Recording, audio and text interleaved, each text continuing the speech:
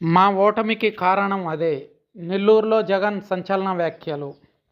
5 ఏళ్లలో వైసీపీ పరిపాలనలో అన్ని వర్గాల వారికి పథకాలు అందించామన్నారు ఏపీ మాజీ ముఖ్యమంత్రి, వైఎస్ఆర్సీపీ పార్టీ అధినేత శ్రీ వైఎస్ జగన్మోహన్ రెడ్డి.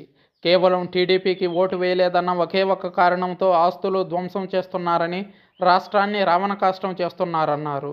వైఎస్ఆర్ విగ్రహాలను సైతం ధ్వంసం చేసే సాహసానికి పూనుకున్నారన్నారు. ప్రజాస్వామ్యంలో ఇలాంటి రాజకీయాలు నిలబడవన్నారు.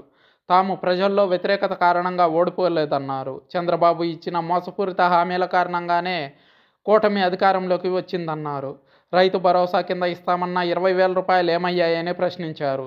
అమ్మ ఒడి కింద ఇస్తామన్న 15,000 రూపాయలు ఏమయ్యాయని ప్రశ్నించారు. 18 ఏళ్లు పైబడిన ప్రతి మహిళకు 1,500 రూపాయలు ఇస్తామని టీడీపీ చెప్పిందని, దీనికి పవన్ కళ్యాణ్ కూడా తలాడించాడని, ఇప్పుడు ఆ 1,500 రూపాయలు ఏ మహిళకు ఇచ్చారో చెప్పాలని ప్రశ్నించారు జగన్మోహన్ రెడ్డి. ఈ పథకాలన్నీ ఎప్పుడు ప్రారంభిస్తారు? అసలు ఇస్తారా, ఇవ్వరా? ఇవ్వకపోతే మేనిఫెస్టో ఎందుకు ప్రకటించారు అని ప్రశ్నించారు. పిన్నెల్లి రామకృష్ణారెడ్డిపై అక్రమంగా కేసులు పెట్టాడని ధ్వజమెత్తారు. పాల్వాయి పోలింగ్ బూత్లో అన్యాయం చూడలేకనే ఈవీఎంను పగలగొట్టాడన్నారు. ఆ ఘటన జరిగిన 10 రోజుల తర్వాత అతనిపై హత్యాయత్నం కేసు పెట్టాడన్నారు.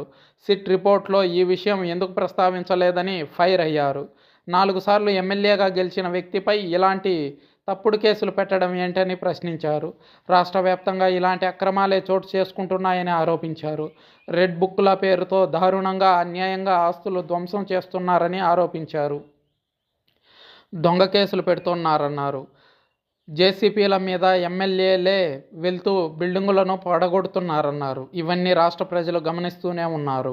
ప్రజలు ఇలాంటివి క్షమించరన్నారు. చేతనైతే మంచి చేసి ప్రజల మనసు గెలుచుకోవాలని సూచించారు. తప్పుడు సంప్రదాయాలను ప్రోత్సహించడం ఇకనైనా ఆపాలని చంద్రబాబుకు హెచ్చరిక జారీ చేశారు జగన్మోహన్ రెడ్డి. పరిపాలించడం ఎలాగో మమ్మల్ని చూసి నేర్చుకోవాలన్నారు. గత 5 ఏళ్లలో రాష్ట్రంలో ఉన్న సుభిక్ష పరిపాలనా విధానం దేశంలో ఎక్కడా లేదు. దేశానికే నా పరిపాలన రోల్ మోడల్ అని గుర్తు చేశారు జగన్మోహన్ రెడ్డి. పిన్నెల్లి రామకృష్ణారెడ్డిని నెల్లూరు సెంట్రల్ జైల్లో కలిసి ఓదార్చారు జగన్మోహన్ రెడ్డి. రెండోసారి ఓదార్పు యాత్రకు శ్రీకారం చుట్టినట్టే ఈ కార్యక్రమంతో అని వైసీపీ వర్గాలు అంటున్నాయి.